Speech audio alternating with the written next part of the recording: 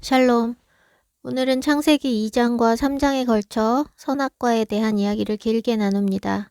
선악과 내용이 너무 중요하고 길기 때문에 다른 것은 간략하게만 나누겠습니다. 먼저 기도하겠습니다.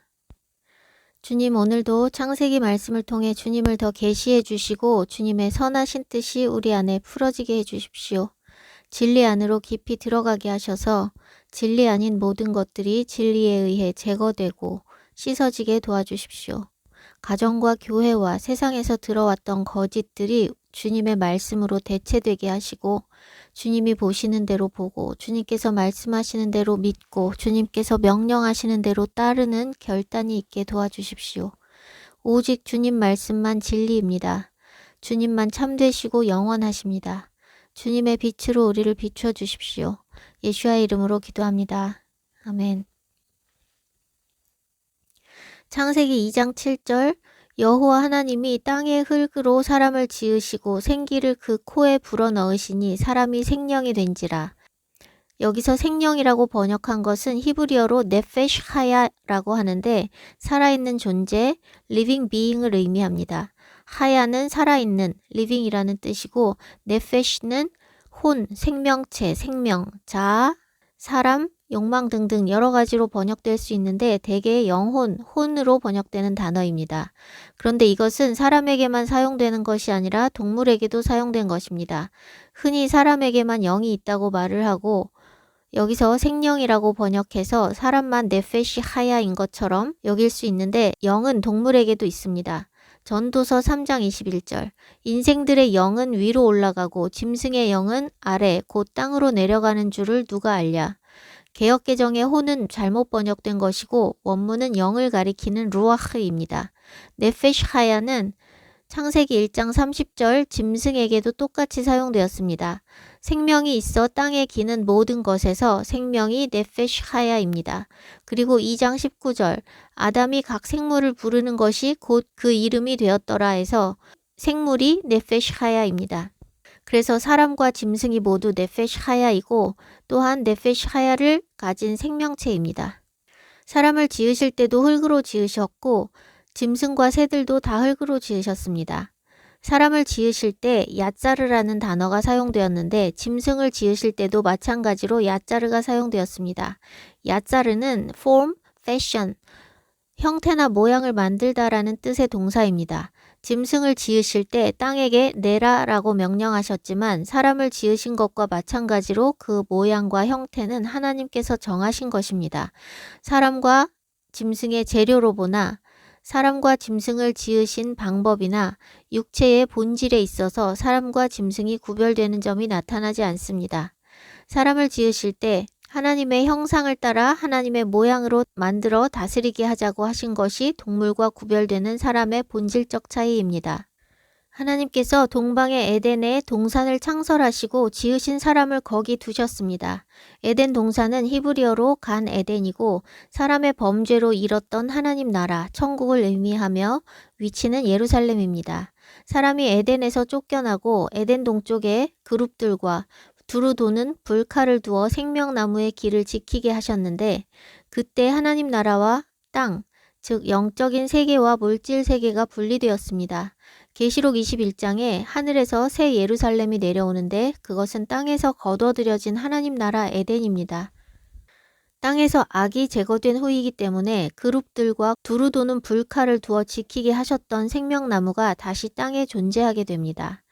하나님께서 아담을 다스리는 자로 세우시고 두셨던 에덴은 관리와 통치의 장소이며 하나님의 도성 예루살렘도 통치의 장소입니다.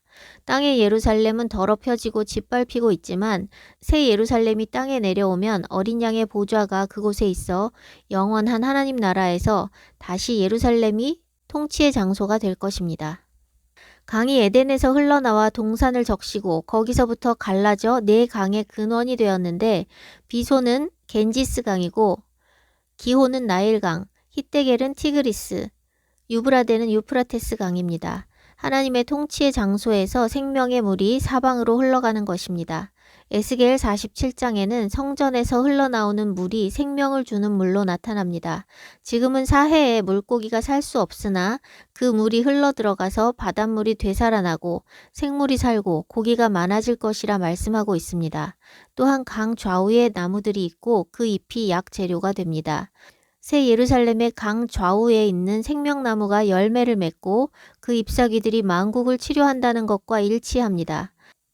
예루살렘, 시온이 곧 에덴이며 범죄로 인해 저주받은 땅이 다시 회복되고 하나님의 통치 장소로부터 생명의 물이 흘러나오고 생명나무가 열매를 맺고 잎사귀를 맺어 만국을 치유하게 될 것입니다. 동사는 히브리어로 간인데 간은 울타리가 있고 관리자가 있어 관리되고 있는 장소로 들판과 대비되는 장소입니다. 다스리게 하자고 하시며 사람을 지으셨던 목적대로 사람을 들판에 두신 것이 아니라 통치의 장소 안에 아담을 다스리고 관리하는 자로 두셨고 땅을 다스리는 아담은 에덴에서 하나님의 다스림 아래 있었습니다. 아담이 범죄하자 하나님께서 그를 에덴 동산에서 쫓아내셨습니다. 통치자와 관리자가 있는 간의 바깥 세상인 들판, 하나님의 통치 밖에서 살게 된 것입니다. 바울이 로마서에서 말하는 돌감람나무는 관리 경작되지 않고 들판에서 제멋대로 자라는 감람나무를 말합니다. 참 감람나무는 동산 안에서 농부의 손에 의해 경작되는 나무를 말합니다.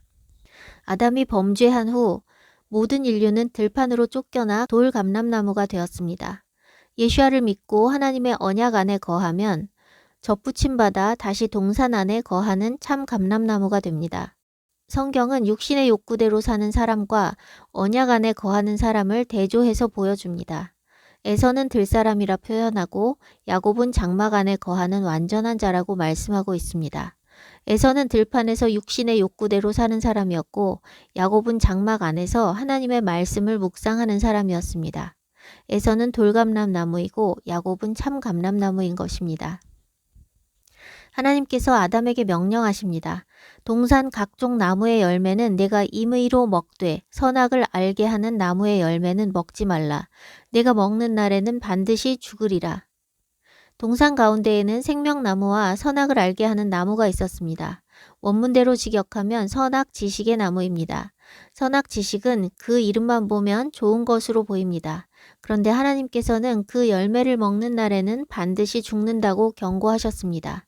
하나님께서 금하신 그 나무는 이름이 선악 지식의 나무지만 먹으면 죽으니 본질상 사망의 나무입니다. 왜 이름과 본질이 다른지 뒤에 나눌 것입니다. 이름은 사망나무가 아니지만 하나님께서는 그 나무의 본질이 사망이라는 것을 확실하게 주지시켜 주셨습니다. 그런데 뱀이 하와에게 다가가 말합니다. 하나님이 참으로 너희에게 동산 모든 나무의 열매를 먹지 말라 하시더냐? 하와로부터 선악 지식의 나무 이야기가 먼저 나올 수 있도록 유도 질문을 합니다. 뱀은 하와는 알지 못하고 자신만 알고 있는 비밀스러운 뭔가가 있는 것처럼 진짜 그랬어? 하고 묻는데 뭔가 먹지 말라고 한 그것이 사실이라면 하나님께서 그들에게 진실을 말씀하시지 않은 것처럼 이간질하는 간사한 의도로 말하고 있는 것입니다. 동산 중앙에 있는 나무의 열매는 먹지도 말고 만지지도 말라 너희가 죽을까 하노라 하셨다고 하와가 대답합니다. 원문대로 하면 죽을까 하노라 보다는 너희가 죽지 않도록 이라고 번역하는 게 좋습니다. 먹으면 죽게 된다는 의미는 있지만 하나님께서 강조하신 대로 반드시 죽으리라 라고 말하지 않고 있습니다. 이미 뱀에게 넘어가기 시작했습니다. 하와가 동산 중앙의 나무를 언급하자마자 뱀은 이간질하는 말을 합니다. 너희가 결코 죽지 아니하리라. 너희가 그것을 먹는 날에는 너희 눈이 밝아져 하나님과 같이 되어 선악을 알 줄 하나님이 아심이니라. 원문대로 직역하면 너희가 그것을 먹는 날에는 너희 눈이 열려 신들처럼 선악을 알 줄을 하나님이 아심이니라입니다. 개역개정에는 둘 다 하나님으로 번역되어 있는데 첫 번째 하나님은 일반 명사로서 신들을 의미하고 두 번째는 여호와 하나님을 가리킵니다. 똑같은 엘로힘이지만 동사를 보면 여호와 하나님을 가리키는지 일반 명사인 신들이나 천사들을 가리키는지 알 수 있습니다. 어쨌든 여기서 뱀은 너희가 먹으면 신들처럼 눈이 열려 선악을 알게 된다고 말합니다. 이 말을 그 의도가 드러나는 직접적인 표현으로 바꿔보겠습니다. 하나님이 너희에게 먹지 말라고 하는 진짜 이유는 너희가 죽기 때문이 아니야. 그거 먹어도 죽지 않는데 너희 눈이 열려서 신들처럼 선악을 알게 될까봐 못 먹게 하려고 죽는다고 한 거야. 신들처럼 눈이 열려 선악을 알게 되는 것은 좋은 것이고 그것을 막는 하나님은 선하지 않다는 의도가 깔려 있습니다. 여기서 제가 지난번에 나눴던 말씀의 씨앗을 생각해 봅니다. 하나님의 말씀과 뱀의 말은 매우 상반된 것입니다. 선악 지식의 나무인데 선악 지식을 갖는다는 것이 무슨 의미인지, 좋은 것인지 나쁜 것인지는 일단 제쳐두고 그것을 먹은 결과에 대해서는 분명히 상반된 이야기를 하고 있습니다. 그렇다면 하나는 진실이고 하나는 거짓이겠지요. 하나님은 죽는다 하셨고 뱀은 죽지 않는다 했는데 그 결과가 어땠습니까? 하와가 따먹고 남편에게도 주었는데 그들은 죽지 않았습니다. 그럼 하나님께서 거짓말을 하신 것일까요? 하나님께서는 너희가 그것을 먹는 날에는 반드시 죽으리라.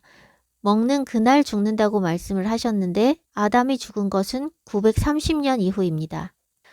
해석이 필요할 때는 하나님께서는 거짓말을 하실 수 없고 하나님 말씀이 진리라는 것을 전제로 성경을 해석해야 합니다. 우리가 알고 있는 개념을 기반으로 해석하는 것이 아니라 성경을 기반으로 성경을 해석해야 하는 것입니다.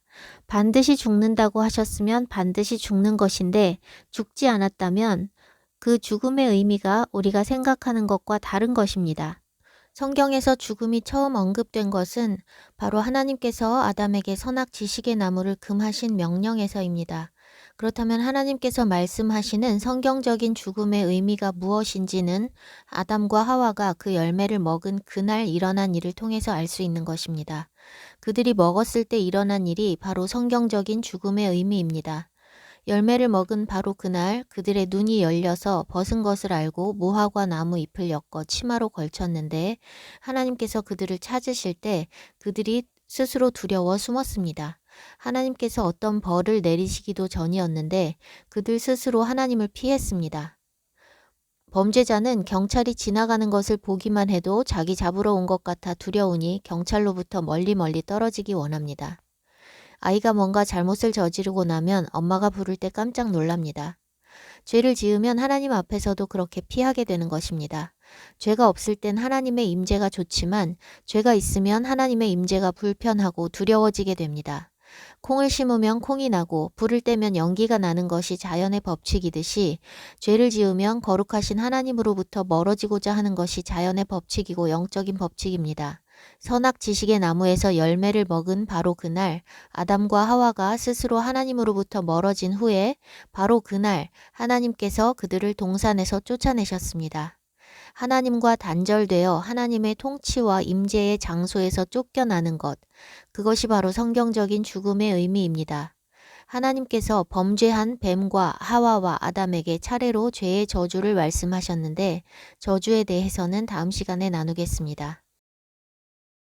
하나님과 단절된 그것이 바로 하나님께서 말씀하신 죽음이며 성경적인 죽음은 첫째 사망이든 둘째 사망이든 존재가 끝나는 것이 아닙니다. 영적인 존재는 지어진 이상 소멸되지 않습니다. 성경적인 생명과 사망은 존재의 유무와 관계된 것이 아니라 어떤 상태로 존재하느냐의 개념입니다. 죽음이 존재가 끝나는 것이 아니라 하나님과의 단절이라는 것은 너무너무 중요한 진리입니다. 마귀는 처음부터 거짓으로 속이는 일을 해왔는데 그 속임의 본질과 목적은 하나님과 단절되게 하는 것, 즉 사망에 이르게 하는 것입니다. 태초에 타락으로 인해 하나님과 단절되어 사망에 속하게 된 사단은 사망 권세를 가지고 첫사람 아담을 사망으로 끌어들였고 오늘날까지 계속해서 그 일을 하고 있습니다. 사람은 원래 육신을 입은 영적인 존재로 지음받았는데 하나님과 단절됨으로 인해 육적인 존재가 되었습니다. 그것이 사단이 한 짓입니다. 사단은 계속해서 사람이 육신의 것, 물질적인 것에 포커스하게 합니다. 너희가 결코 죽지 아니하리라 했던 뱀이 말하는 죽음은 하나님께서 말씀하시는 본질적인 영적 죽음과 다른 껍데기입니다. 사단은 태초부터 지금까지 본질인 영적인 것을 흐리게 해서 육신의 것에 포커스하게 해왔습니다. 성경적으로 물질, 육신, 보이는 땅의 것은 참되거나 영원한 것이 아닙니다. 참되고 영원한 것은 보이지 않는 영적인 것, 하늘에 속한 것이며 보이지 않는 영적인 것, 즉 하나님의 말씀이 보이는 물질을 창조했으니 물질적인 것은 보이지 않는 것의 그림자일 뿐입니다. 땅의 것, 물질은 영원하지 않고 지나가는 것이며 하늘의 것의 그림자, 모형이라는 것을 성경은 일관되게 가르치고 있습니다. 모세의 성막과 제사도 완전하고 참된 것이 아니라 모형이고 그림자였던 것처럼 땅의 모든 것이 그렇습니다. 우리가 생명이라고 여기는 육신의 생명, 사망이라고 여기는 육신의 사망은 지나가는 그림자일 뿐이며 참된 것이 아닙니다. 생명은 하나님께 속했고 하나님께서 생명의 근원이 되시기 때문에 하나님의 임재 앞에서 쫓겨나는 것이 사망입니다. 그래서 이 땅에서 살아있으되 하나님을 알지 못하고 살아가는 사람들, 하나님을 믿는다고 말하되 하나님과 소통하지 못하고 육신대로 살고 있는 사람들은 참 생명, 영원한 생명을 소유하지 못한 것입니다. 육신의 생명이 7, 80이면 지나가듯이 육신의 죽음도 잠시 자는 것일 뿐입니다. 육신의 생명이 전부이고 육신의 죽음이 끝이라는 뱀의 말을 믿으면 육신의 죽음을 두려워할 수밖에 없습니다. 땅에서의 삶이 고통스러워서 스스로 죽음을 선택하는 사람들이 갈수록 많아집니다. 끝이 가까워 사망 권세가 갈수록 기승을 부리는 것입니다. 땅의 것을 쫓아 사는 것도, 땅의 삶이 고통스러워 삶을 포기하는 것도 다 거짓에 속는 것입니다. 그렇게 살면 살아있어도 사는 것이 아니고 죽는다고 고통이 끝나는 것이 아닙니다. 삶이 고통스러워 자살하는 사람은 잠시의 고통을 못 이겨 영원한 고통을 선택하는 것입니다. 히브리서는 마귀를 죽음의 권세라 말씀하고 있고 그 권세 아래 사는 자들, 혈과 육에 속한 자들은 죽음을 두려워하여 종노릇하고 있다는 사실을 분명하게 가르칩니다. 히브리서 2장 14절에서 15절 자녀들은 혈과 육에 속하였음에 그도 또한 같은 모양으로 혈과 육을 함께 지니심은 죽음을 통하여 죽음의 세력을 잡은 자, 곧 마귀를 멸하시며 또 죽기를 무서워함으로 한평생 매여 종노릇하는 모든 자들을 놓아주려 하심이니 혈과 육에 속해 있는 모든 사람이 다 죽음을 두려워하며 종노릇하고 있는데 그 종노릇에서 해방되게 하시기 위해 예수와께서 오셨습니다. 예수와께서 죽으시고 부활하심으로써 사망 권세를 이기셨기 때문에 우리도 예수와께서 가신 길을 따라가면 사망 권세를 이깁니다. 승리하고 싶다면 죽음을 두려워하지 않고 주님의 길을 따라야 합니다. 베드로가 전합니다. 베드로전서 3장 14절 그러나 의를 위하여 고난을 받으면 복 있는 자니 그들이 두려워하는 것을 두려워하지 말며 근심하지 말고 그들이 두려워하는 것이 바로 고난받고 죽는 것입니다. 그런데 우리에게 고난받고 죽는 것을 두려워하지 말라고 말하고 있습니다. 예수와와 함께 죽고 예수와와 함께 다시 산 사람들은 모든 사람이 한 번 죽게 정해진 육신의 죽음으로 잠시 잘 뿐 둘째 사망에 처해져 꺼지지 않는 불 속에서 고통당하지 않고 하나님의 통치 밖으로 쫓겨나지 않으며 영원히 하나님의 임재 안에서 살 것입니다. 고난받는 것도 죽임당하는 것도 두려워하지 말아야 합니다. 옛뱀, 마귀는 육신이 전부인 것처럼 속여서 사람으로 하여금 본질을 보지 못하고 육신의 것, 땅의 것, 물질적인 것을 쫓아 살게 하고 있습니다. 그러니 수십 년 교회 다니고 하나님 믿는다고 말하는 사람들이 말씀 좀 읽고 기도 좀 하고 헌금 좀 한다고 해도 세상의 불신자들이 사는 것과 똑같이 돈과 권력과 명예와 건강 등을 쫓아 하루하루 땅의 것을 생각하며 살고 있다면 그들에게는 영생이 없습니다. 골로새서 3장 1절에서 5절 그러므로 너희가 그리스도와 함께 다시 살리심을 받았으면 위의 것을 찾으라. 거기는 그리스도께서 하나님 우편에 앉아 계시느니라. 위의 것을 생각하고 땅의 것을 생각하지 말라. 이는 너희가 죽었고 너희 생명이 그리스도와 함께 하나님 안에 감추어졌음이라. 우리 생명이신 그리스도께서 나타나실 그때에 너희도 그와 함께 영광 중에 나타나리라. 그러므로 땅에 있는 지체를 죽이라. 곧 음란과 부정과 사욕과 악한 정욕과 탐심이니 탐심은 우상 숭배니라. 그리스도와 함께 다시 살리심을 받았으면 위의 것을 찾으라고 말하며 땅의 것을 생각하지 말고 위의 것을 생각하라고 전하고 있습니다. 다시 살리심을 받은 사람은 땅에 대해서, 육신에 대해서, 죄에 대해서는 죽은 것이고 영으로 살아난 것이니 이전과 같은 모양, 같은 방식으로 살아간다는 것은 있을 수 없습니다. 천지가 개벽하는 것 같은 큰 변화가 삶에 일어나야 돌이키는 것입니다. 애굽에서 살던 방식으로 광야에서 살 수 없는 것은 당연합니다. 구원받은 백성이 사는 곳은 광야입니다. 광야는 말씀으로 사는 땅인데 삶의 형태나 방식이 결코 애굽과 같을 수 없습니다. 거듭난 사람은 먹고 사는 것이 이슈가 될 수 없고 좋은 대학, 좋은 직장, 부자를 꿈꿀 리도 없습니다. 그런 것들이 여전히 중요한 이슈라면 거듭나지 못했기 때문입니다. 육신이 본질이고 육신이 참된 것이라면 뱀의 말이 맞습니다. 뱀의 말처럼 아담과 하와는 육신이 죽지 않고 살았습니다. 그것도 한 달, 1년, 10년이 아니라 900년을 살았고 홍수 전까지 그 후손들의 평균 수명이 그랬습니다. 홍수 후에도 수세대 동안 수명이 300~400년이었습니다. 아브라함 때에 가서야 200세 아래로 수명이 떨어져 100 몇십 살을 살고 죽게 됩니다. 너희가 결코 죽지 아니하리라 했던 말을 믿고 선악지식 나무의 열매를 따먹은 하와와 아담처럼 오늘날의 사람들 역시 뱀의 말을 믿고 선악지식 나무의 열매를 따먹고 살아갑니다. 육신으로 살아가는 것 자체가 그 열매를 먹은 증거입니다. 모든 사람은 그럴 수밖에 없습니다. 종이 자녀를 낳으면 자녀도 종이듯이 선악과 따먹은 아담의 후손인 모든 인류는 사단의 종으로 태어나기 때문에 육신으로 사는 것이 전부인 줄 알고 태어납니다. 그러나 그것이 전부인 줄 알고 육신으로 살다가 죽으면 망합니다. 육신의 생명이 있는 동안 돌이켜 영생을 얻으면 몸이 죽어도 영원히 사는 것이니 살아있는 동안 영생을 얻어야 합니다. 복음이 온 땅에 전파된 이 마지막 때 안타깝게도 수많은 불신자들이 있고 믿는다고 하는 사람들도 구원받았다는 착각 속에 멸망하는 짐승과 같이 멸망을 향해 달려가고 있습니다. 육신이 죽은 뒤에 끝이 아니라 천국과 지옥이 있다는 것을 알면서도 기독교인들도 땅의 것에 목숨 걸고 살아가는 이유가 뭘까요? 거듭나지 못해서 하나님 나라를 보지 못하기 때문입니다. 마지막에라도 복음을 받아들이고 구원받는 사람이 있는가 하면 평생 구원받은 것으로 착각하고 살다가 멸망하는 사람들이 있습니다. 성경에도 그렇게 대조적으로 나타나고 있습니다. 마태복음 20장에 포도원과 품꾼 이야기가 나옵니다. 먼저 일하기 시작한 품꾼은 나중에 들어온 품꾼이랑 똑같이 한 데나리온을 받아 실족했습니다. 자신은 약속한 대로 받았는데도 주인이 늦게 온 품꾼에게도 긍휼을 베풀자 주인의 선함 때문에 실족한 것입니다.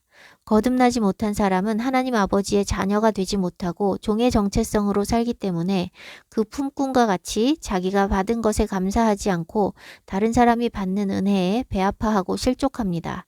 교회에 먼저 다니기 시작했다고 구원을 먼저 받은 것이 아닙니다. 구원을 받고 못 받는 것은 삶의 마지막 순간에 결정됩니다. 교회 안에 오래 있었을수록 겸손하게 자신의 믿음의 현주소를 돌아보지 않으면 착각에 빠져 있다가 망하게 됩니다. 교회 안에 오래 있었던 많은 사람들은 포도원에 먼저 들어간 품꾼처럼 감사가 없습니다. 자신이 교회에 돈과 시간과 수고를 바쳤으니 무엇을 받아도 은혜라 여기지 않기 쉽습니다. 로마서 4장 4절에서 5절 일하는 자에게는 그 삭시 은혜로 여겨지지 아니하고 보수로 여겨지거니와 이를 아니할지라도 경건하지 아니한 자를 의롭다 하시는 이를 믿는 자에게는 그의 믿음을 의로 여기시나니. 우리가 얼마나 바치고 어떤 수고를 한들 하나님께서 주시는 은혜를 받을 자격이 있고 용서받을 자격이 있겠습니까? 먼저 된 자가 나중되고 나중된 자가 먼저 된다 말씀하셨습니다. 잔치에 초대받았던 사람들이 잔치에 가기를 거절하자 먼저 초대받은 그들은 하나도 잔치에 참여하지 못하리라고 말씀하셨습니다. 성경에는 지금 믿고 있다고 생각하는 사람들이 크게 경각심을 느껴야 하는 말씀들이 가득합니다. 다시 뱀의 말을 살펴보겠습니다. 뱀의 첫 번째 거짓말은 너희가 결코 죽지 아니하리라 였습니다. 두 번째는 너희 눈이 열려 신들과 같이 되어 선악을 알게 된다는 것입니다. 선악을 알게 된다는 말을 듣고 하와가 그 나무를 보니 보암직도 하고 먹음직도 하고 지혜롭게 할 만큼 탐스럽기도 했습니다. 선악을 알게 된다는 말을 듣고 보니 지혜롭게 할 것처럼 보였습니다. 여기 사용된 단어는 신중하다, 분별하다, 깨닫다 등의 뜻을 가진 사할이라는 동사입니다. 지식과 분별과 관련된 단어입니다.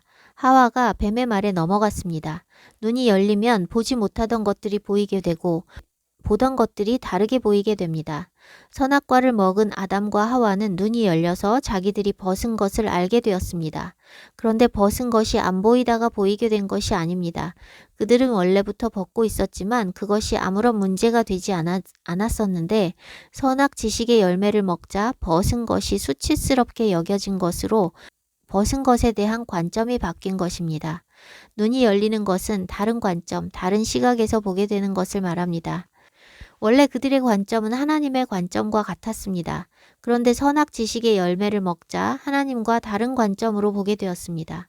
하나님과 다른 견해를 가지게 된 것이고 하나님과 다른 판단을 하게 된 것입니다.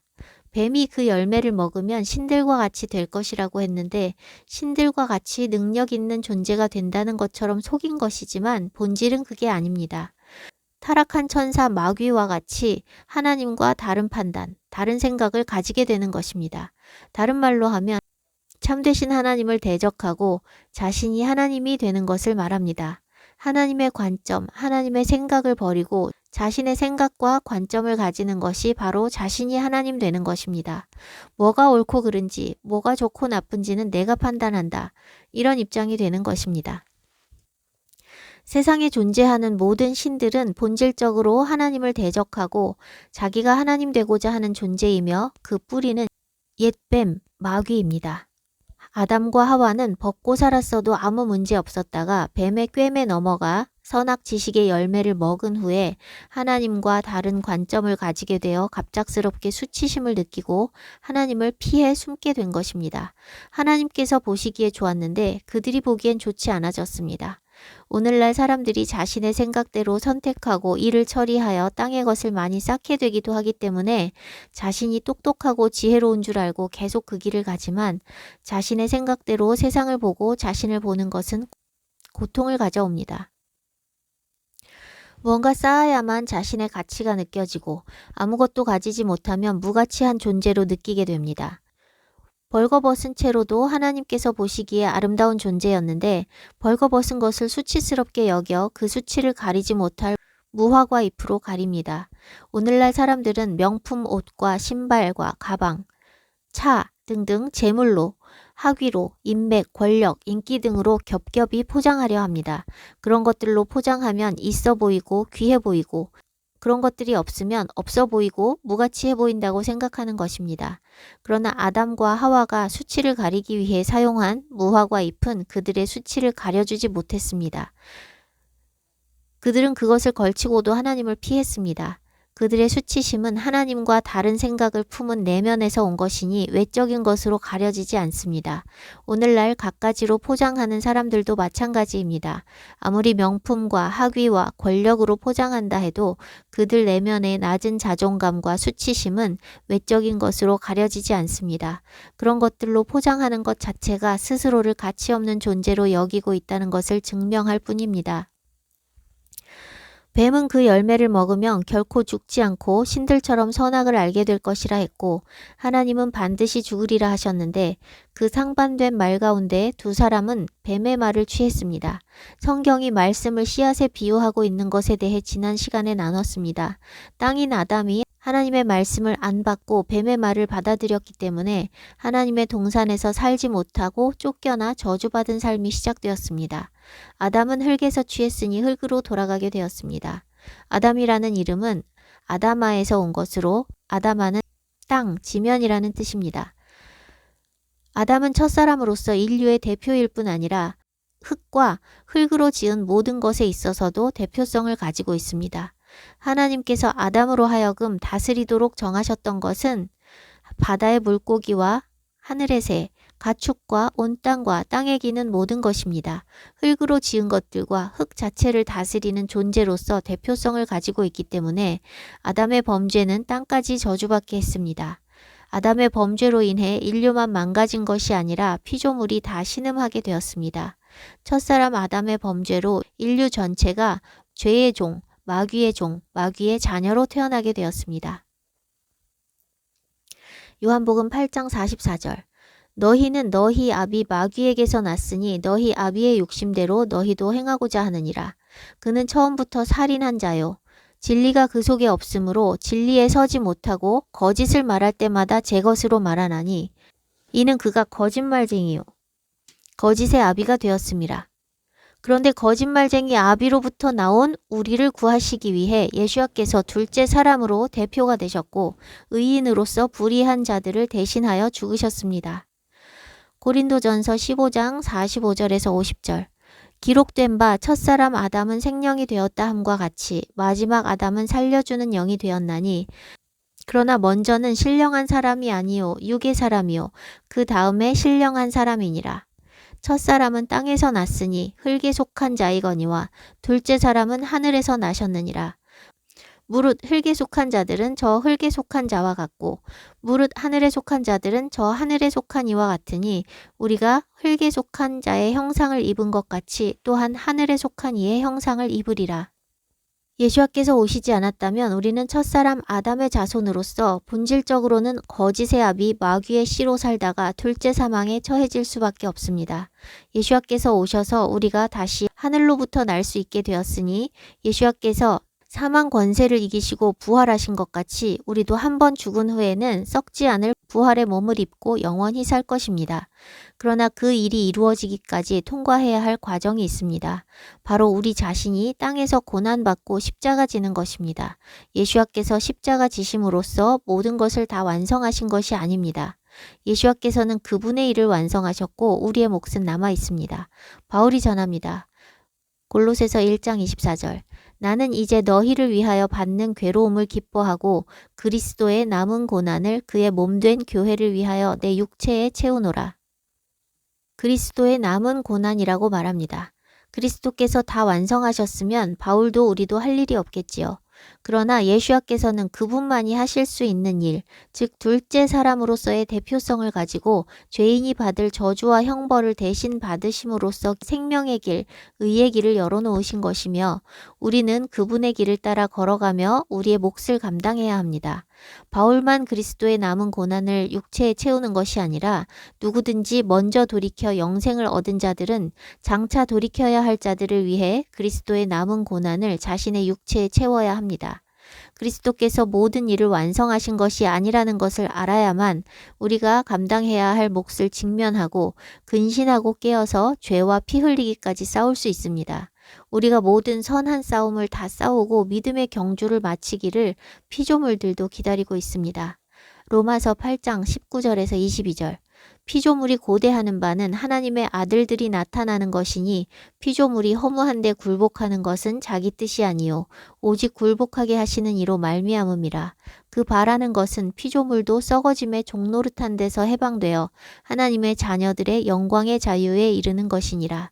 피조물이 다 이제까지 함께 탄식하며 함께 고통을 겪고 있는 것을 우리가 아느니라. 왜 선악과를 거기 두셔서 이 사달이 나게 하셨나 하는 생각을 대부분의 사람들이 다 해봤을 것입니다.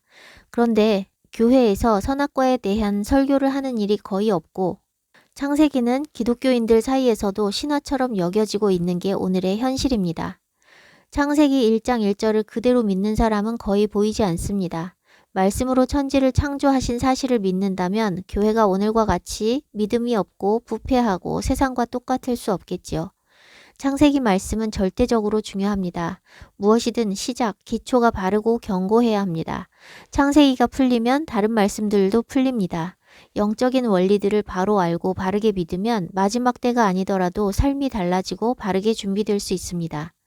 하나님께서 사람을 지으실 때 하나님의 형상대로 지으셨고 땅에 속한 피조물을 다스리는 매우 존귀한 존재로 지으셨습니다. 우리를 하나님과 함께 거하는 하나님의 자녀, 하나님의 신부, 즉 하나님의 가족으로 지으셨습니다. 그래서 하나님과 같은 자유의지도 허락하셨습니다. 하나님께서 우리에게 자유롭게 선택할 수 있는 자유를 주셨는데 어느 정도까지만 자유를 주신 것이 아니라 하나님을 버리고 배신할 자유까지도 주셨습니다. 하나님께서 금하신 열매를 먹으면 반드시 죽는다는 것을 확실하게 주지시키셨지만 그것을 막지 않으시고 열어두신 것은 우리가 프로그램된 기계가 아니고 시키는 대로 해야만 하는 종도 아니고 자유롭게 선택할 수 있는 자녀였기 때문입니다. 하나님은 아담이 배신할 것을 미리 알고 계셨음에도 불구하고 창조하셨고 배신자 아담의 후손을 구원하기 위해 외아들 예슈아를 죽이실 만큼 그분께서 지으신 사람을 사랑하셨습니다. 그래서 사람에게 자유를 주셨습니다. 그분의 사랑은 우리가 상상하고 측량할 수 있는 분량의 것이 아닙니다.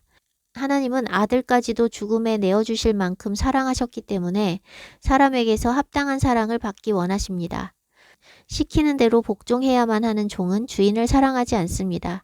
주종 관계에서는 의무적인 복종이 요구되고 시키는 것만 하지만 부모와 자녀, 남편과 아내 사이에서는 사랑이 동력입니다. 명령을 받아서 억지로 하는 것은 사랑이 아닙니다. 강요받지 않아도 자원하는 마음으로 넘치도록 하게 만드는 것이 사랑입니다. 율법은 초등학문처럼 행위들을 명령했지만 예수와께서는 그 율법의 본질을 가르치셨습니다. 그리고 본질은 하나님을 마음과 뜻과 정성을 다해 목숨 다해 사랑하라는 것과 내 이웃을 내 몸과 같이 사랑하라는 것입니다. 하나님께서는 죄인 된 우리를 측량 불가한 사랑으로 사랑하셨고 우리에게 그런 사랑을 받기 원하십니다. 그리고 그분의 그 사랑을 깨닫고 경험한 사랑은 그분께 합당한 사랑을 올려드리게 됩니다. 아담은 하나님의 임재 속에서 살며 하나님의 완전하심과 선하심을 경험했을 것입니다.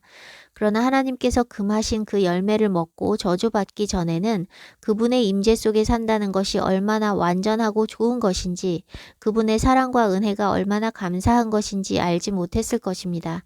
태어나 보니 천국이라면 그 모든 것이 당연하게 여겨지겠지요. 누가 하나님을 가장 사랑하는지 아십니까? 죄를 많이 용서받은 사람입니다. 좀 길지만 다 읽어보겠습니다. 누가복음 7장 36절에서 47절. 한 바리새인이 예수께 자기와 함께 잡수시기를 청하니 이에 바리새인의 집에 들어가 앉으셨을 때에 그 동네에 죄를 지은 한 여자가 있어 예수께서 바리새인의 집에 앉아 계심을 알고 향유 담은 옥합을 가지고 와서 예수의 뒤로 그 발 곁에 서서 울며 눈물로 그 발을 적시고 자기 머리털로 닦고 그 발에 입 맞추고 향유를 부으니 예수를 청한 바리새인이 그것을 보고 마음에 이르되 이 사람이 만일 선지자라면 자기를 만지는 이 여자가 누구며 어떠한 자 곧 죄인인 줄을 알았으리라 하거늘 예수께서 대답하여 이르시되 시몬아 내가 네게 이를 말이 있다 하시니 그가 이르되 선생님 말씀하소서 이르시되 빚 주는 사람에게 빚진 자가 둘이 있어 하나는 500데나리온을 졌고 하나는 50데나리온을 졌는데 갚을 것이 없으므로 둘 다 탕감하여 주었으니 둘 중에 누가 그를 더 사랑하겠느냐. 시몬이 대답하여 이르되 내 생각에는 많이 탕감함을 받은 자니이다. 이르시되 내 판단이 옳다 하시고 그 여자를 돌아보시며 시몬에게 이르시되 이 여자를 보느냐? 내가 내 집에 들어올 때 너는 내게 발 씻을 물도 주지 아니하였으되 이 여자는 눈물로 내 발을 적시고 그 머리털로 닦았으며 너는 내게 입 맞추지 아니하였으되 그는 내가 들어올 때로부터 내 발에 입 맞추기를 그치지 아니하였으며 너는 내 머리에 감람유도 붓지 아니하였으되 그는 향유를 내 발에 부었느니라. 이러므로 내가 네게 말하노니 그의 많은 죄가 사하여졌도다. 이는 그의 사랑함이 많음이라. 사함을 받은 일이 적은 자는 적게 사랑하느니라. 여러분은 여기 두 사람 중에 누구에 해당됩니까? 사람들은 자동으로 좋아 보이는 것을 자신이라고 착각합니다. 잘 생각해 보십시오. 바리새인인가요? 여자인가요? 여자는 많은 죄를 지은 죄인이고 바리새인은 적게 죄 지은 사람입니다. 여러분은 죄인이라고 질타를 받는 사람입니까? 남을 죄인으로 판단하는 사람입니까? 자신의 죄를 인정하고 고백하는 사람입니까? 자신의 죄는 고백하지 않고 잘한 것만 말하는 사람입니까? 사람들은 자기 죄를 고백하지도 않고 자기 죄에 대해 듣는 것을 매우 싫어합니다. 죄 안 짓는 척하고 싶어 합니다. 주님을 위해 향유 옥합을 깨뜨리셨습니까? 향유 옥합은 전부를 드리는 것입니다. 11조만 겨우겨우 드리며 자신을 여인으로 착각하고 있지는 않습니까? 이 말씀을 읽으면 여자가 좋아 보이니 자신을 여자로 착각하기 쉽지만 현실은 바리새인의 모습으로 살아가는 사람들이 많습니다. 사람은 사람을 용서하지 못하고 마음에 수십 년 동안 독을 품고 살아가는 경우가 허다하지만 하나님께서는 우리가 어떤 죄를 지어도 다 용서해 주실 수 있을 만큼 측량할 수 없는 사랑으로 우리를 사랑하십니다. 돌이키기만 한다면 600만을 학살해도 용서하십니다. 그 600만이 나와 상관없는 사람일 때는 그런가 보다 합니다. 그런데 내가 사랑하는 사람 한 명을 죽인 살인자를 하나님이 용서하신다면 여러분은 실족하지 않으시겠습니까? 내가 살인자라면 용서받음으로 인해 하나님을 사랑하겠지만 나와 내 가족이 피해자라면 그 살인자는 하나님이 용서하지 않으시길 바라는 것이 사람입니다. 그러나 용서받은 자라면 용서해야 합니다. 우리가 돌이켰다면 우리는 10,000달란트를 탕감받은 자이기 때문입니다. 그런데 안타깝게도 오늘날 교회 안에는 죄인이 없고 의인들만 있습니다. 향유 옥합을 깨뜨린 여인을 판단하고 예수님을 판단한 시므온과 같은 바리새인들이 많습니다. 그들은 자신의 죄를 알지 못하고 인정하지도 않기 때문에 예수님이 필요 없는 사람들입니다. 마가복음 2장 17절 예수께서 들으시고 저희에게 이르시되 건강한 자에게는 의원이 쓸데없고 병든 자에게라야 쓸데있느니라. 내가 의인을 부르러 온 것이 아니요 죄인을 부르러 왔노라 하시니라. 병들고 가난하고 죄 많고 고통 많은 사람이 주님을 필요로 하고 주님께서는 그런 사람들을 구원해 주시러 오시는 것입니다. 그런데 오늘날 교인들은 자신의 의를 드러내려 하고 죄를 고백하지 않습니다. 죄에 대해서 듣기 싫어합니다. 죄가 죄인 줄 알아야 메시아가 필요한 것입니다. 내가 죽을 죄인이라는 것을 깨닫고 자복할 때 용서의 은혜가 임하는 것입니다. 돌이킴만으로 안아주시는 그 은혜를 경험할 때 주님을 사랑하게 됩니다. 저는 그 여자와 같이 많은 죄를 지었습니다. 죄가 너무 많아 받은 용서가 크기 때문에 주님의 은혜를 알고 주님을 사랑합니다. 지금도 제가 주님의 사랑을 가장 많이 느끼고 주님께 사랑과 감사를 많이 고백하는 때는 제가 죄짓고 넘어지고 실수한 뒤 용서를 받을 때입니다. 여전히 많이 부족하고 많이 넘어지고 죄짓지만 회개하기만 하면 용서해 주시고 그 크신 품으로 저를 품어주시는 것을 느끼기 때문에 죄를 지어도 주님 앞에 다시 염치불문하고 나아가게 됩니다. 제가 죄를 짓는 것은 참 싫지만 죄를 짓고 나면 마음이 가난해지고 용서받을 때의 그 감동과 감격은 늘 제 마음을 뜨겁게 하기 때문에 연약하여 넘어지는 것도 감사합니다. 아버지와 두 아들 이야기에는 하나님 아버지의 엄청난 사랑이 담겨 있고 좀 전에 읽은 누가복음 7장과 같은 교훈이 들어 있습니다. 둘째 아들은 유산을 미리 받아가지고 아버지를 떠나 허랑방탕하여 다 탕진했습니다. 돼지를 치며 돼지가 먹는 쥐업 열매로 배 채우고자 해도 그것조차 되지 않아 결국 아버지께로 돌아가기로 결단합니다. 기독교인들은 율법을 무시하고 다 돼지고기를 먹고 돼지를 부정하게 여기지 않기 때문에 둘째 아들의 상황이 얼마나 심각한 것인지 감이 오지 않을 것입니다. 그런데 율법을 받은 유대인들에게 있어서 돼지를 치는 것이나 돼지가 먹는 것을 먹는다는 것은 인간답기를 포기한 것과 같고 더 이상 나빠질 수 없는 최악의 상태를 말합니다. 그는 돼지처럼 부정해졌고 살아계신 아버지에게서 자기 몫을 이미 다 받아 탕진했으니 용서받을 기대를 할 수 없는 처지였습니다. 그러니 아들로서가 아니라 품꾼의 하나로 봐달라고 하려고 용기를 내어 아버지 집으로 향합니다. 아버지는 아직 거리가 먼데 아들을 보고 달려나가 입을 맞춥니다. 아버지는 매일매일 아들이 돌아오기를 기다리며 먼 곳까지 바라보고 있었던 것입니다. 아들이 혹시나 용기가 없어 돌아오다 멈출까 싶어 냉큼 달려나가 돼지랑 살던 그 냄새나고 더러운 아들을 얼싸안고 입 맞추는 아버지의 사랑이 느껴지십니까? 품꾼의 하나로 봐달라 하려 했는데 몸둘 바를 모르게 아버지는 제일 좋은 옷을 내어다가 입히고 손에 가락지를 끼우고 발에 신을 신기고 송아지를 끌어다가 잡습니다. 아들이 돌이켰다가 용기가 없어 다시 돌아갈까봐 아버지가 확 낚아챘다고 생각할 수 있을 만큼 아들은 결단만 하고 발길을 돌렸을 뿐인데 그 뒤로 일어난 일들은 아들의 의지와 상관없이 휘몰아쳐서 아들은 은혜 속에 풍덩 빠져들어갑니다. 마치 자석이 어느 정도 가까이 가면 확 끌어당기는 것처럼 불가항력적인 사랑과 은혜가 아들을 사로잡습니다. 상상의 소설을 쓰는 것이 아니라 제가 돌이켰을 때 경험한 사실입니다. 제가 교회를 떠나 방황하던 20대의 10년간 죄와 더불어 살면서 인생이 참 고통스러웠습니다. 돼지치던 둘째 아들과 같이 저도 죄로 더럽혀졌고 가난했고 마음도 만신창이가 되었습니다. 그때 죄 중에 있으면서 저는 생각했습니다. 지금은 아니지만 언젠가 하나님께 돌아가야지.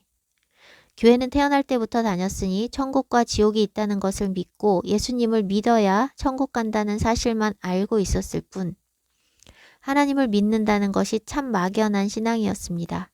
하나님과 개인적으로 교제한다는 것은 배워본 적도 없고 하나님은 언제나 멀고 먼 곳 하늘에 계신 분이었습니다. 하나님께로 돌아간다는 것이 뭘 의미하는지도 모르고 교회로 돌아가는 것이 하나님께로 돌아가는 것이라고 생각했던 것 같습니다. 교회 안에서 무슨 만족이 있었다면 제가 세상으로 나가 죄에 빠져 살지 않았을 텐데 저는 교회 안에서 어떤 만족도 영적인 인도함도 얻어보지 못했습니다. 그런 교회로 다시 돌아가는 것이 하나님께로 돌아가는 것이라고 생각할 만큼 무지한 신앙이었습니다. 그런데 어쨌든 언젠가 돌아가야지 하고 생각하고 하나님께 그렇게 고백도 했었기 때문에 그 고백을 결혼하면서 실행에 옮겨 교회로 돌아갔습니다. 그런데 정말 자석이 확 붙어버리듯 어느 순간이 되자 불가항력을 느끼게 되었습니다. 예전에 교회 다닐 때 그 막연하기만 하고 멀리 계셨던 하나님이 아니었습니다. 보이지도 않고 만질 수도 없으나 보이지 않는 하나님의 손길을 확실하게 느낄 수 있게 되었습니다. 둘째 아들이 아직도 멀리 있는데 아버지가 버선발로 달려가서 확 끌어안았듯 저도 돌아가자고 생각했던 것을 실행에 옮기자마자 제가 알 수도 없고 통제할 수도 없는 일들이 계속 펼쳐졌습니다. 현실적으로는 둘째 아들이 경험한 것과 같은 잔치는커녕 제 삶의 고난과 아픔이 갈수록 커져갔지만 놀라운 것은 그 뜨거운 고난의 시간 속에서 하나님이 저를 꽉 붙잡고 놓지 않으시는 것을 제가 느끼고 있었다는 것입니다. 폭풍우가 몰아치는데 하나님 품 안에 안겨서 쉬고 있는 어린 양과 같았습니다. 저는 하나님께로 돌아가는 것이 교회로 돌아가는 것인 줄 알고 다시 교회를 가기 시작했을 뿐인데 하나님께서 계획하신 시간표의 회오리 안으로 빨려 들어가 뭐가 어떻게 돌아가고 있는지 알 수 없는 채로 육적인 고통과 영적인 기쁨이 범벅이 되며 주님을 알아가기 시작했습니다. 저도 둘째 아들과 같이 그렇게 결단하고 발걸음을 떼었을 뿐인데 하나님께서 어마어마한 사랑으로 저를 낚아채셨습니다. 저는 꽃다운 20대 시절을 주님께 드리지 못하고 세상에서 방황한 것에 대해 주님께 늘 죄송한 마음이었는데 세월이 지나고 나니 저에게 그 시간을 허락하신 것이 얼마나 큰 사랑인지를 깨닫게 되었습니다. 제가 아무리 죄를 많이 짓고 허송세월했어도 주님께서는 제가 돌이키기만을 오래 참고 기다리셨습니다. 그 사랑으로 용서받지 못할 죄가 없습니다.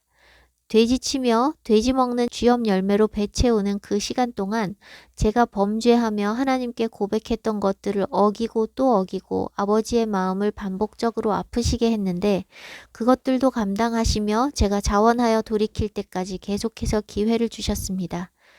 제가 돌이켜 진짜 하나님을 사랑하게 될 것을 아시고 제가 은혜 입은 자로 살아갈 수 있도록 죄에 죄를 더하는 것까지 허용하신 것입니다. 둘째 아들이 집 나가기 전 아버지 집에 살 땐 아버지 집이 좋은 줄 몰랐습니다. 집 떠나 아버지께 큰 죄를 짓고 만신창이가 되어보니 아버지의 집이 얼마나 좋은지 깨달았고 아버지께로 돌아가 용서를 받은 후에 아버지의 은혜를 깊이 알게 되었습니다. 집 떠났다가 돌이킨 아들은 이제 나가라고 떠밀어도 나가지 않습니다. 제가 그랬습니다. 제가 방황하기 전 교회를 다닐 땐 하나님을 진하게 만난 적도 없으니 하나님이 좋은 줄도 몰랐습니다. 그러나 교회를 떠나 세상과 버타며 살면서도 언젠가 돌아가야지 하는 고백을 했던 것은 떠나 있는 삶이 만족스럽지 못할 뿐 아니라 너무 고통스러웠기 때문입니다. 하나님께로 돌이킨 뒤로도 제 현실의 삶은 천국이 아니라 더 고통 충만한 삶이었지만 현실의 고통을 덮기에 충분한 하나님의 임재와 평안이 저와 함께 했기 때문에 다시는 하나님을 떠나는 삶을 상상조차 할 수 없게 됐습니다. 큰아들은 어땠나요? 그는 아버지의 집에서 떠나지 않았고 아버지께 죄를 범하지 않았습니다. 그가 아버지께 하는 말을 보겠습니다. 누가복음 15장 29절에서 30절. 아버지께 대답하여 이르되 내가 여러 해 아버지를 섬겨 명을 어김이 없거늘 내게는 염소 새끼라도 주어 나와 내 벗으로 즐기게 한 일이 없더니 아버지의 살림을 창녀들과 함께 삼켜버린 이 아들이 돌아오매 이를 위하여 살찐 송아지를 잡으셨나이다. 그는 아버지의 선하심에 실족했습니다. 성실하게 아버지 집에서 섬겼다고 자부하고 있는 자신에게 베풀지 않는 호의를 탕자 아들에게 쏟아부은 아버지가 못마땅하고 배아픈 것입니다. 큰 아들은 아버지의 집에 거하며 아버지의 그늘 아래 있는 것이 은혜라고 생각하지 않고 감사하지 않습니다. 그에겐 아버지가 어떤 은혜를 베푼다 해도 자기가 수고한 것에 대한 대가라 여길 것이며 그것을 마땅하게 여길 것입니다. 포도원에 먼저 들어간 품꾼과 같습니다.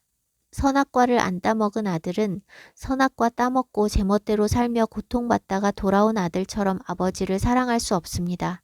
반듯하게 살고 교회 안에서 성실하게 산 사람들은 자신이 죄인이라는 사실을 인식하기 어렵습니다. 집 나갔다가 돌아온 자식이랑 다릅니다.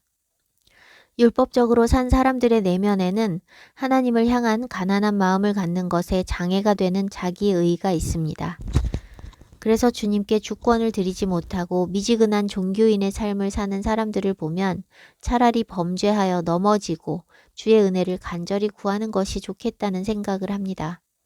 또한 자신의 노력과 성실함으로 부, 권세, 학위, 명예, 인기 등을 획득한 사람들에게도 하나님의 은혜를 구하지 않는 교만과 자기의의가 있습니다.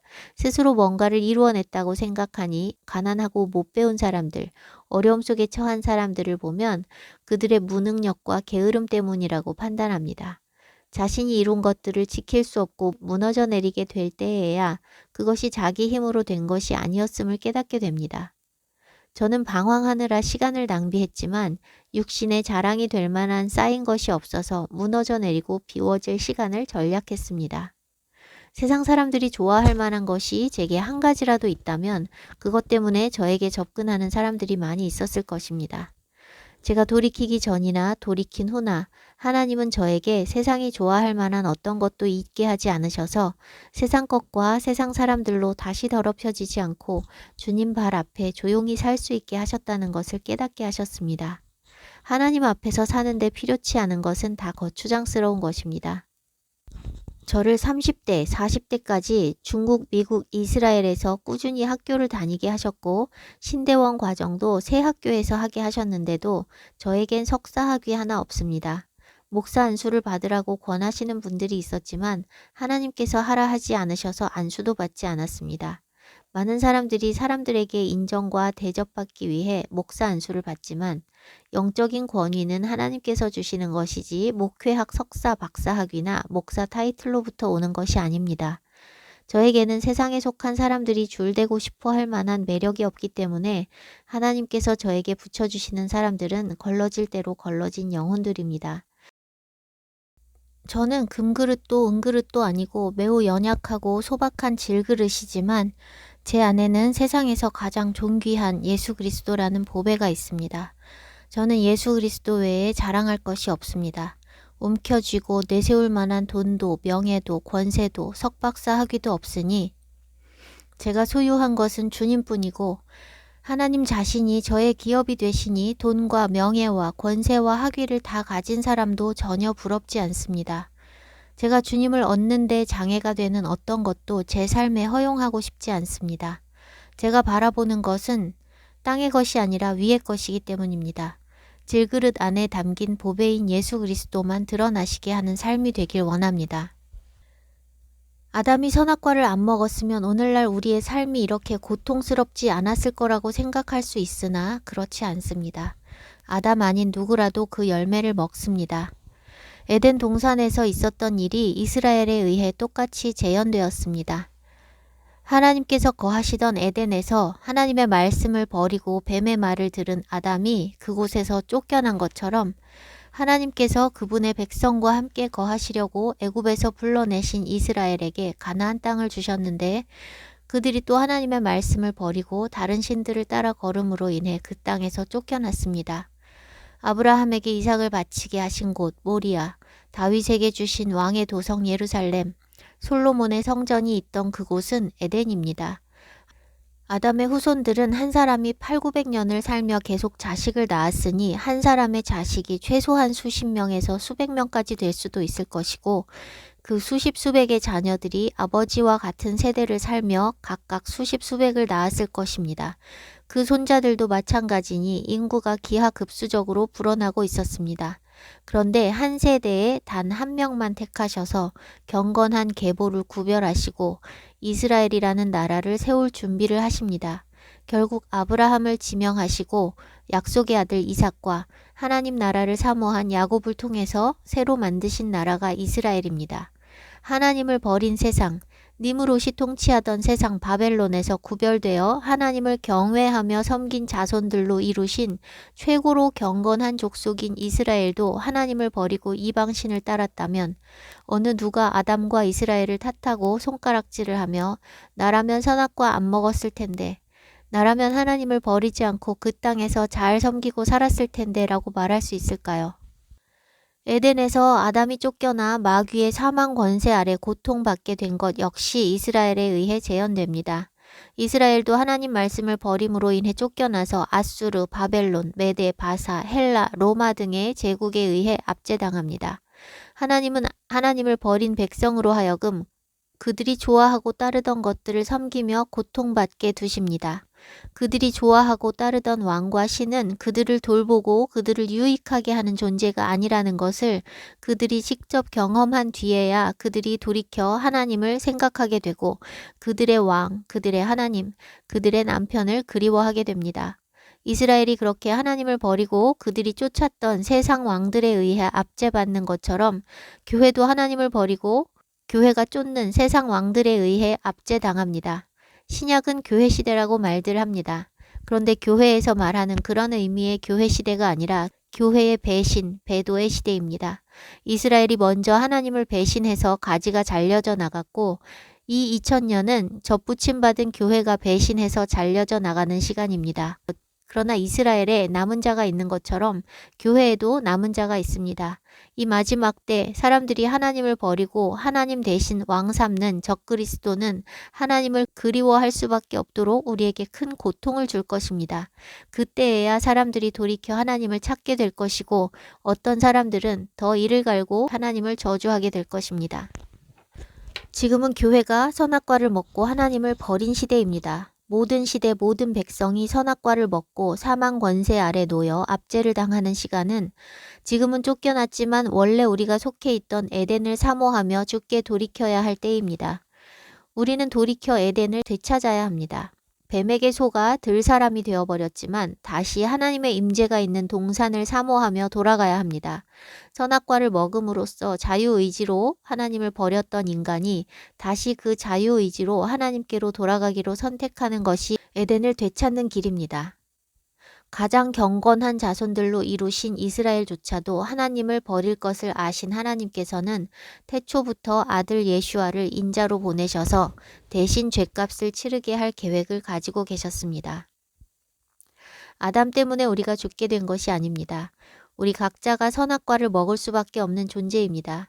우리 모두는 선악과를 이미 먹었을 뿐 아니라 뱀이 하와에게 권하고 하와가 아담에게 권한 것처럼 먼저 먹은 사람이 모두 먹도록 서로에게 선악과를 권하고 자식에게도 먹입니다. 아담을 원망하고 아담을 지으신 하나님, 선악과를 거기 두신 하나님을 원망하는 마음이 있습니까? 이제 선악과 따먹은 자신의 죄를 고백하고 하나님께로 돌이켜야 합니다. 어차피 우리가 먹을 것을 아셨다면 아예 안 만들었어야 하는 것이 아닌가 생각할 수 있습니다. 하나님께서는 누구에게도 복종을 강요하지 않으시고 자유의지로 하나님을 사랑하고 하나님과 연합하여 살도록 지으셨습니다. 섬기도록 지으신 천사들조차 복종을 강요당하지 않았기 때문에 태초에 이미 루시퍼가 타락하여 하나님의 대적자가 되었습니다. 불순종한 자신의 죄를 보는 것이 아니라 누군가의 탓으로 돌리는 것이 선악과 먹은 사람들의 반응입니다. 아담은 하와에게 그리고 하와를 주신 하나님께 화살을 돌렸고 하와는 뱀에게 화살을 돌렸습니다. 그러나 선택은 언제나 각자의 몫이고 그 값은 각자가 지불하는 것입니다. 그러나 우리가 죗값을 지불할 능력이 없음을 아시는 하나님께서 은혜를 베푸셨습니다. 먼저 타락한 영적인 존재들은 다시 돌이킬 기회가 없는 반면 우리 인간은 물질로 지어졌기 때문에 돌이킬 기회가 있습니다. 그것이 하나님의 신의 한 수입니다. 로마서 8장 3절에서 4절. 율법이 육신으로 말미암아 연약하여 할 수 없는 그것을 하나님은 하시나니 곧 죄로 말미암아 자기 아들을 죄 있는 육신의 모양으로 보내어 육신의 죄를 정하사 육신을 따르지 않고 그 영을 따라 행하는 우리에게 율법의 요구가 이루어지게 하려 하심이니라. 육신의 죄를 정했다고 말씀합니다. 우리는 영과 육이 있습니다. 금지된 선악 지식의 열매를 먹은 그날 바로 영적인 사망이 있었으나 육신이 살아있는 시간 동안 다시 영의 생명을 얻을 수 있도록 육신의 시간을 허락하셨습니다.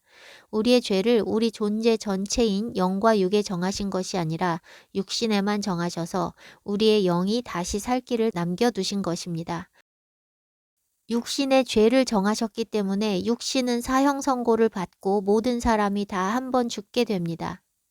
그런데 영의 사망, 즉 둘째 사망으로 영원한 형벌에 들어가는 것은 보류하셔서 살아있는 동안 돌이켜서 영으로 육을 다스리며 율법의 요구를 이루는 사람들은 둘째 사망으로 들어가지 않고 영원한 생명을 얻게 하신 것이 인간에게 주어진 특별한 은혜입니다.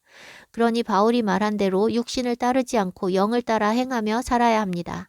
베드로도 전합니다. 베드로전서 4장 1절에서 2절. 그리스도께서 이미 육체의 고난을 받으셨으니 너희도 같은 마음으로 갑옷을 삼으라. 이는 육체의 고난을 받은 자는 죄를 그쳤음이니 그 후로는 다시 사람의 정욕을 따르지 않고 하나님의 뜻을 따라 육체의 남은 때를 살게 하려 함이라. 반면 타락한 천사 사단과 악한 영들은 다시 속함을 얻을 수 없습니다. 육신이 없으니 육신의 죄를 정할 수 없고 한 번의 타락으로 영원한 형벌이 정해졌습니다. 그래서 사단은 하나님께서 사랑하시는 인류로 하여금 하나님을 대적하고 자기와 함께 멸망하게 하기 위해 태초부터 일해왔습니다. 선악 지식의 나무는 원래 하나님의 의도가 아니라 사단의 계획입니다. 욥기에는 사단이 하나님 앞에 드나들며 사람을 시험하고 참소하는 장면이 나옵니다. 사단이 욥을 무너뜨리기 위해 하나님께 허락받고 시험한 것처럼 에덴 동산의 첫사람에게 임한 시험도 사단으로부터 출발한 것입니다. 선악 지식의 나무가 하나님으로부터 나오지 않았다는 확실한 이유는 선악 지식의 나무의 본질은 사망이고 하나님은 생명이시고 생명의 원천이시기 때문입니다. 하나님께서 창조하신 모든 피조물은 하나님의 생명을 함께 누리도록 창조되었습니다. 둘째, 하나님은 아무도 시험하지 않으시기 때문입니다. 셋째, 그 나무의 이름은 본질과 달라 겉이 번지르르하고 속이 악하기 때문에 하나님으로부터 말미암는 것이 아닙니다. 하나님은 악한 것을 좋은 것으로 포장하시는 분이 아닙니다. 좋게 포장해서 미끼로 삼는 것은 사단의 방식이며 하나님은 오히려 초라하고 소박한 것 속에 보배를 감추어 두셔서 진짜 보배를 원하는 사람들만 얻을 수 있게 하십니다. 하나님은 사람이 그 이름과 겉모습에 속아 시험에 들지 않도록 그것을 먹는 날 반드시 죽으리라고 분명하게 경고하셨습니다. 그 나무가 하나님께로부터 나오지 않은 넷째 근거는 최후 심판이 끝나 마귀가 영벌에 처해지고 난 뒤에 새 예루살렘에는 선악 지식의 나무가 존재하지 않기 때문입니다. 거기에는 생명나무만 있습니다. 하나님께 속한 모든 것은 하나님과 함께 남고 하나님께 속하지 않은 모든 것은 영원히 하나님과 단절되고 불못에 던져집니다. 선악 지식의 나무는 우리를 시험하여 하나님을 대적하고 멸망하게 하려는 사단의 계략에 의한 것이기 때문에 새 예루살렘에 존재하지 않는 것입니다. 그곳에는 이미 시험을 통과한 자들만 들어가기 때문에 더 이상의 시험이 필요 없고 시험을 하는 자, 마귀도 이미 영벌에 처해졌기 때문에 더 이상의 시험도, 더 이상의 악도, 더 이상의 죄도 존재하지 않습니다. 하나님께서 선악과를 허락하신 이유는 하나님의 대적자 옛뱀 마귀가 사람을 시험하여 멸망으로 이끌어도 하나님은 승리하실 것이며 이미 승리하셨기 때문입니다. 사단이 예수님을 못 박아 죽였지만 하나님은 예수님을 다시 살리셔서 사망 권세를 깨뜨리셨습니다. 사단이 사악한 짓을 해도 하나님께서 허락하시는 것은 하나님께서 이미 승리하셨고 그분 안에 거하는 자녀들 역시 승리하게 하실 것이기 때문입니다. 하나님께서 욥을 시험하던 사단에게 모든 것을 허락하셨으나 생명만은 건드리지 못하게 하셨습니다. 생명의 주권은 하나님께 있습니다. 하나님께서 정하신 때가 아니면 사단이 아무리 죽이고 싶어 해도 죽일 수 없습니다. 반대로 하나님께서 거두어 들이시기로 정하셨으면 사단이 더 살려두어 더 많이 고통받게 하려 해도 죽습니다. 살고 죽는 것은 주님의 때에 주님 손에 달려 있습니다. 히브리어로 죽음을 비유적으로 표현하여 굉장히 많이 사용되는 말은 추수 용어로 거두어 들인다는 아사프의 수동형입니다. 죽음은 생명의 주권자이신 하나님에 의해서 거두어 들여지는 것이기 때문입니다. 살고 죽는 것이 주님 뜻에 있으니 누가 죽일까봐 두려워할 필요가 없습니다. 스스로 목숨을 끊는 것은 돌이킬 수 없는 큰 죄악입니다. 거둬들여질 사람을 붙잡아 두기 위해 호흡기 끼워 연장시키는 것도 죄악입니다. 선악과는 사단의 계략이고 사람은 다 속아서 그 열매를 따먹었지만 하나님은 사단의 시험을 구경만 하고 계신 것이 아니라 그 사악한 계략에 앞서 미리 구원 계획까지 다 세워놓으셨습니다. 돌이키기만 한다면 우리는 승리를 이미 얻었습니다. 사단은 선악과를 따먹게 하면 자신이 승리할 줄 알고 속여서 먹게 했지만 선악과를 따먹은 우리를 구원하시기 위해 하나님께서 베푸신 은혜 안으로 돌이킨 우리는 죄를 그치고 하나님을 전심으로 사랑하고 그분 말씀에 순종하게 되기 때문에 사단의 선악과는 실패했습니다. 사단이 욥으로 하여금 하나님을 대적하게 하려고 시험했지만 욥은 풀무불로 연단된 정금이 되어 하나님을 더 경외하고 더 사랑하게 되었습니다. 사단은 예수님을 죽여서 구원 계획이 무산되게 하려 했지만 예수님의 죽음과 부활이 우리에게 생명을 주었습니다. 결과는 언제나 하나님의 승리입니다. 선악 지식의 열매를 먹은 아담이 하나님과 다른 관점으로 선악을 판단하게 된 것처럼 모든 인류가 자기의 관점으로 선악을 판단하고 자기 보기에 옳은 대로 행합니다. 자신의 지혜를 의지하고 자신을 지혜롭다 여기고 자신의 길로 가는 사람은 사망에 이릅니다. 지혜서인 잠언은 자신의 지혜를 의지하지 말고 훈계와 책망을 들으라고 거듭거듭 경고합니다. 살 길은 훈계와 책망을 듣고 지혜와 명철을 얻는 길뿐입니다. 지혜가 생명나무라고 말씀하십니다. 관련된 말씀이 너무 많은데 잠언을 스스로 읽으시면서 발견해 보시기를 바라고 저는 몇 개 구절만 읽어보겠습니다. 잠언 3장 18절 지혜는 그 얻은 자에게 생명나무라 지혜를 가진 자는 복되도다. 3장 21절에서 22절 내 아들아 완전한 지혜와 근신을 지키고 이것들이 내 눈앞에서 떠나지 말게 하라. 그리하면 그것이 내 영혼의 생명이 되며 내 목의 장식이 되리니 5장 23절 그는 훈계를 받지 아니함으로 말미암아 죽겠고 심히 미련함으로 말미암아 혼미하게 되느니라. 대저 명령은 등불이요 법은 빛이요 훈계의 책망은 곧 생명의 길이라. 8장 35절에서 36절 대저 나를 얻는 자는 생명을 얻고 여호와께 은총을 얻을 것임이니라. 그러나 나를 잃는 자는 자기의 영혼을 해하는 자라. 나를 미워하는 자는 사망을 사랑하느니라. 여기서 나는 지혜입니다. 잠언 28장 26절 자기의 마음을 믿는 자는 미련한 자요 지혜롭게 행하는 자는 구원을 얻을 자니라. 잠언 3장 5절에서 7절 너는 마음을 다하여 여호와를 신뢰하고 내 명철을 의지하지 말라. 너는 범사의 그를 인정하라. 그리하면 내 길을 지도하시리라. 스스로 지혜롭게 여기지 말지어다. 여호와를 경외하며 악을 떠날지어다. 잠언 26장 12절 내가 스스로 지혜롭게 여기는 자를 보느냐 그보다 미련한 자에게 오히려 희망이 있느니라. 이 말씀들이 일관되게 가르치는 것은 너 자신의 지혜를 의지하지 말고 하나님의 지혜와 명철을 얻으라는 것입니다. 내가 보기에 선한 것, 그것은 선한 것이 아닙니다. 내가 선하지 않기 때문입니다. 육신의 지혜와 지식을 의지하면 반드시 사망합니다. 하나님 말씀만이 완전하고 선하니 하나님의 지혜에 따를 때 생명이 있습니다. 하나님께서 아담 앞에 두신 생명나무는 하나님의 참 지혜를 의미하며 선악지식의 나무는 자기의 지혜를 의미합니다. 아담이 하나님의 지혜를 버리고 자기의 지혜를 선택했기 때문에 모두가 사망에 이르렀습니다. 그러나 아담의 죄로 우리가 죽지는 않습니다. 아담은 아담의 죄로 죽고 우리는 우리의 죄로 죽습니다. 하나님은 우리 각 사람 앞에 생명과 사망과 복과 화를 두셨습니다.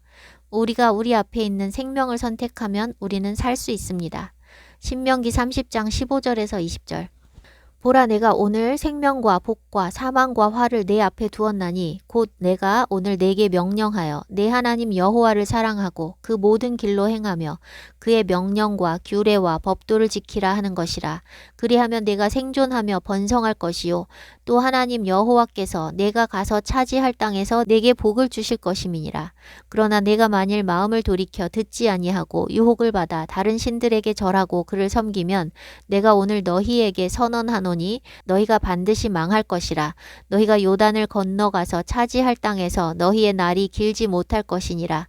내가 오늘 하늘과 땅을 불러 너희에게 증거를 삼노라. 내가 생명과 사망과 복과 저주를 내 앞에 두었은즉 너와 내 자손이 살기 위하여 생명을 택하고 내 하나님 여호와를 사랑하고 그의 말씀을 청종하며 또 그를 의지하라. 그는 내 생명이시요 내 장수이시니 여호와께서 내 조상 아브라함과 이삭과 야곱에게 주리라고 맹세하신 땅에 내가 거주하리라. 하나님의 백성 이스라엘에게 주신 이 말씀은 오늘 우리 각자에게, 우리 모두에게 주신 말씀입니다. 아담 앞에 있던 생명나무는 생명, 하나님의 지혜, 하나님의 복이며 선악지식의 나무는 사망, 나의 지혜, 죄의 저주입니다. 여러분은 무엇을 선택하셨습니까? 내 앞에 있는 생명나무와 선악지식의 나무 중 먹음직도 하고 보암직도 하고 지혜롭게 할 만큼 탐스럽기도 한 선악지식의 나무에서 따먹고 자신의 지혜와 지식을 의지해서 살아가고 있지 않습니까? 지금이라도 내 지식, 내 지혜, 내 경험, 세상에서 떠들어대는 지식과 지혜와 권고를 다 버리고 하나님의 지혜와 지식과 명철을 구하십시오. 신약 성경 절반을 쓴 바울도 자기가 자랑하던 모든 것을 다 버렸습니다. 빌립보서 3장 7절에서 9절. 그러나 무엇이든지 내게 유익하던 것을 내가 그리스도를 위하여 다 해로 여길 뿐더러 또한 모든 것을 해로 여김은 내 주 그리스도 예수를 아는 지식이 가장 고상하기 때문이라. 내가 그를 위하여 모든 것을 잃어버리고 배설물로 여김은 그리스도를 얻고 그 안에서 발견되려 함이니.